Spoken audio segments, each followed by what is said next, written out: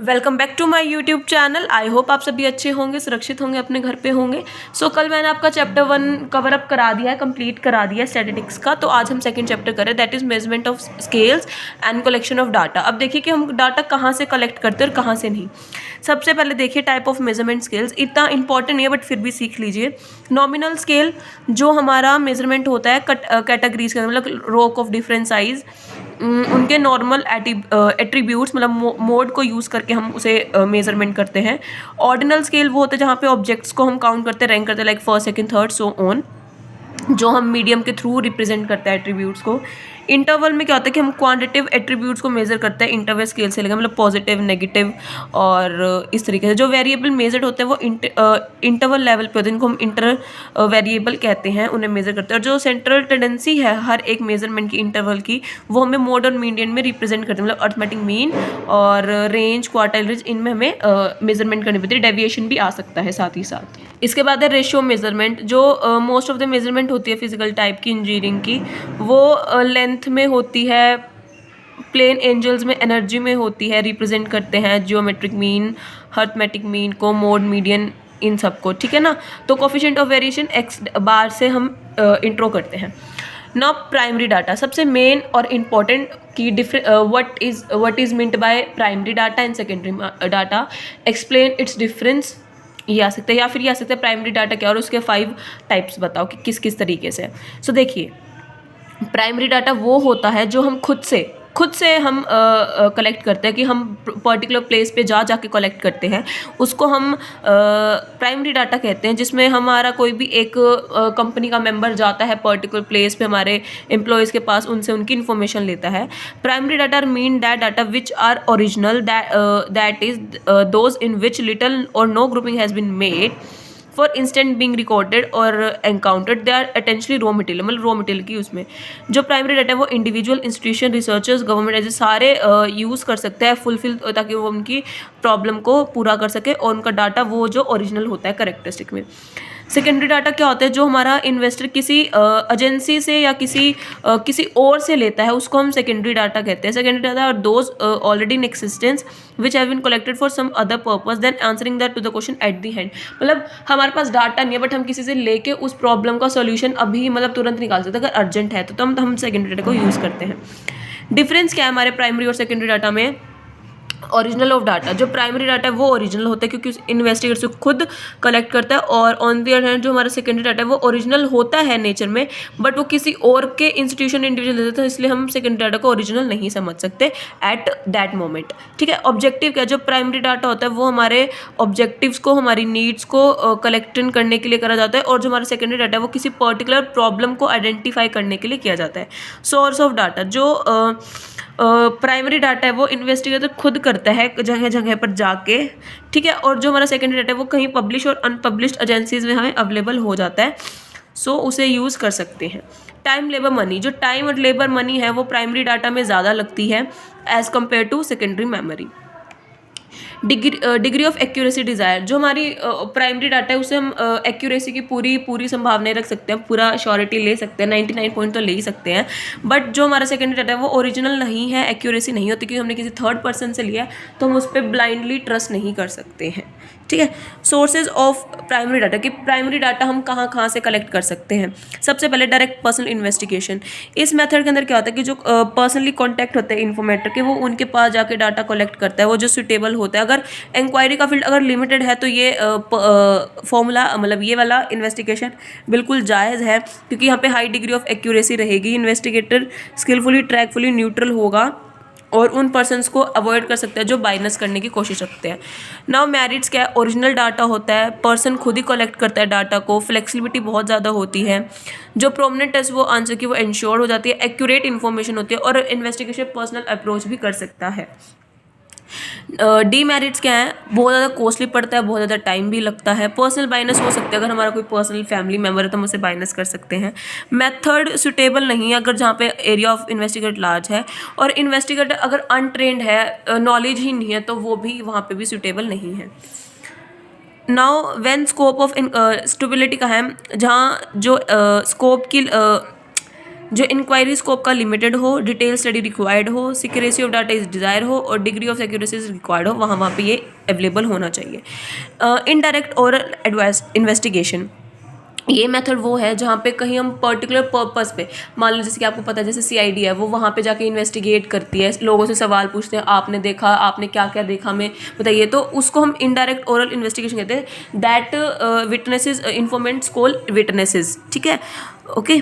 तो now merits क्या है, ये मेथड बहुत ज़्यादा टाइम, मनी और लेबर सेव कर देता है, क्योंकि हमें फिर डायरेक्टली मतलब टू द स्टार्टिंग से नहीं पढ़ना, हम वो जो लोग देख रहे थे उस सिचुएशन को कुछ तो देखा होगा, तो उनसे हमें कुछ हिंट्स मिल जाते हैं अकॉर्डिंग टू पर्टिकुलर पर्पस। जो मेथड है वो सूट करता है केसेस में जहाँ पे फेजिबल कॉन्टेक्ट अफेक्टेड हो या फिर हम पर्सनली करेक्ट ना कर पा रहे हों। मेथड इज़ फ्री फॉर बायस, क्योंकि इन्वेस्टिगेटर और जो इन्फॉर्मेटर है वो हमारे अननोन है, तो यहाँ पे बायरनेस नहीं होती है। डीमेरिट क्या है, कई बार बायरनेस हो जाती है, कई बार पर्सन झूठ बोल देते हैं, और जो इन्वेस्टिगेटर है कई बार वो इतने एबल नहीं होते कि वो करेक्ट इन्फॉर्मेशन को समझ ले और गलत को अपना ले। सुटेबल कहाँ पे है, जहाँ पे पर्सन विलिंग नहीं है अपनी इन्फॉर्मेशन करेक्ट देने के लिए, जहाँ पे इन्वेस्टिगेशन का स्कोप बहुत ज़्यादा वाइड है और जहाँ इन्फॉर्मेशन को गैदर करना पॉसिबल नहीं है, ठीक है। नाउ इन्वेस्टिगेशन टू कॉरेस्पॉन्डेंस, कहाँ में कि डिफरेंट एजेंट्स और कॉरेस्पॉन्डेंस से मंगा in the field of inquiry, specific issue पे अगर हमें इन्फॉर्मेशन सेंड करने हैं न्यूज़ चैनल्स के पास करने, तो वहाँ से हम उनसे ले सकते हैं। मेरिट क्या क्या है, लेस टाइम मनी लेबर लगता है, इन्फॉर्मेशन बहुत जल्दी कलेक्ट हो जाती है, जो इन्फॉर्मेशन का यूज़ है मेथड का वो वाइड एरिया में ही एप्लीकेबल है। डीमेरिट क्या है, ओरिजिनल डाटा नहीं होता क्योंकि हम किसी और से कलेक्ट करते हैं, रिलायबल भी नहीं होती इन्फॉर्मेशन क्योंकि हम किसी अनबाइस्ड डिपेंडेंसी रहती है, जो स्टडी ऑफ सब्जेक्ट है डिटेल का वो भी अनपॉसिबल है। सुटेबिलिटी क्या है, जो हमारे मेथड है फ्रूटफुली एम्प्लॉयड होते हैं, collected information on the regular basis of the wide area. Meld question answer method, जहाँ पे हम कैसे करते हैं कि हम अपने पर्सन्स को, मतलब जो हमारे पर्सन्स हैं उनको हम मेल कर देते हैं क्वेश्चन का बना के, ताकि वो उसको फिल कर दे और हम उनका आंसर ले लें। तो मेरिट्स क्या है कि जहाँ पे लार्ज एरिया वहाँ पे उस मेथड को यूज़ करा जा सके, कि हम वहाँ पर्टिकुलर पर्सन के पास जा नहीं सकते या फिर उनसे ओरल इन्वेस्टिगेशन नहीं कर सकते, तो उनकी हम ईमेल आईडी लेके हम उन्हें मेल कर देते हैं सारे क्वेश्चन, जो भी हमारे क्वेश्चन है रिगार्डिंग टू पर्टिकुलर केस या रिगार्डिंग टू पर्टिकुलर प्रॉब्लम, जिस वजह से हम इंफॉर्मेशन ले लेते हैं। जो है वो लेस एक्सपेंसिव है क्योंकि हमें सिर्फ एक मेल ही तो भेजना है, ऑनलाइन सिस्टम ही तो है। जो मेथड है वो ओरिजिनल है, एक्यूरेट होता है क्योंकि इन्फॉर्मेटिव से खुद फील करते हैं। मेथड वहाँ पे है जहाँ पे इन्फॉर्मेशन अगर देना चाहते हैं तो ही हमारे पास सक्सेसफुली हमें एम्प्लॉयड होगी। डीमेरिट क्या है, जो मेल क्वेश्चन है वो एम्प्लॉय मतलब जो सेमी इलिटरेट है, इलिटरेट है, वो उनके लिए एप्लीकेबल नहीं है। इन लैक ऑफ फ्लेक्सिबिलिटी रह जाती है क्योंकि कई बार क्वेश्चन डाउट में रह जाते हैं। इन्फॉर्मेशन अगर टेक इंटरेस्ट ना ले तो रिप्लाई भी नहीं आता उन मेल्स का। कई बार रिजल्ट्स का मिसलीडिंग हो जाती है रिजल्ट की रिप्लाई क्वेश्चन देने में। Schedule to be filled by enumerator, जो हमारा इसमें क्या कि इनैमरेटर हम अपॉइंट करते हैं, वो हमारे इन्फॉर्मेशन लेते हैं इन्फॉर्मेंट से bye according to schedule.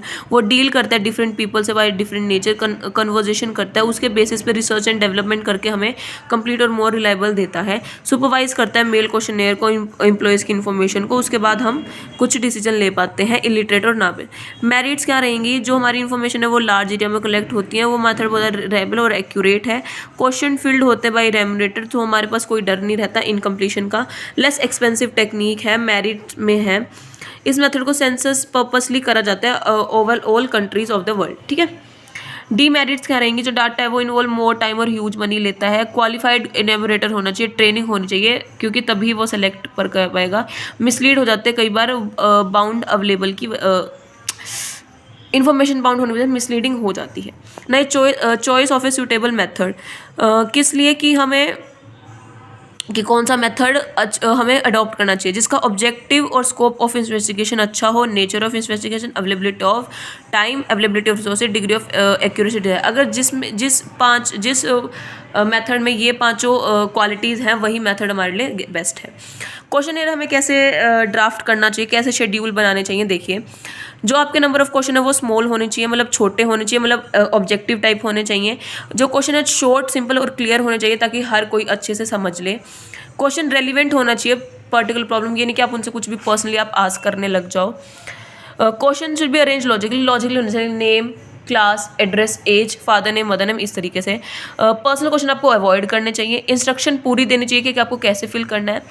Question never brief answer, मतलब ऑल्टरनेटिव येस नो में होने चाहिए, मल्टीपल चॉइस होने चाहिए, स्पेसिफिक होने चाहिए जो जिनका वन वर्ड में आंसर दिया जा सके, कुछ डिटेल में होने चाहिए, ओपन एंड क्वेश्चन जो हमारे ओपन एंड क्वेश्चन होते हैं, एट्रैक्टिव प्रेजेंटेशन होनी चाहिए, प्री टेस्टिंग होनी चाहिए क्वेश्चन की, पहले आप कर पा रहे हो, क्रॉस चेकिंग होनी चाहिए क्वेश्चन की, और लेटर को पूरा कवर अप करना होना चाहिए। इन्होंने दिया भी हुआ है कि कैसे बनाते हैं, ठीक है।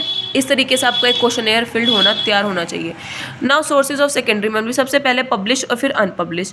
जो पब्लिश है वो क्या है, गवर्नमेंट पब्लिकेशन से हम अपनी कोई भी इन्फॉर्मेशन ले सकते हैं, इंटरनेशनल पब्लिक, सेमी ऑफिशियल से ले सकते हैं, कमेटीज या कम्युनिकेशन से ले, या फिर पब्लिक पब्लिकेशन से, यहाँ से हमें सारी रिसोर्सेज मिल जाते हैं। अनपब्लिश्ड क्या होते हैं, जहाँ पे यूनिवर्सिटीज़, स्कूल्स, लेबर एजेंसीज हो गई, यहाँ से हम डाटा कर सकते हैं जो हमें रिक्वायर्ड बेसिस पे दे देता है। Editing of A data, editing क्या होता है, एक ऐसा प्रोसेस जो हमारे ओमिशन, इनकंसिस्टेंसी और लैक ऑफ यूनिफॉर्मिटी होती है आंसर में, उसको फिल करना है। इन्होंने बहुत सारे पॉइंट भी दिए हैं।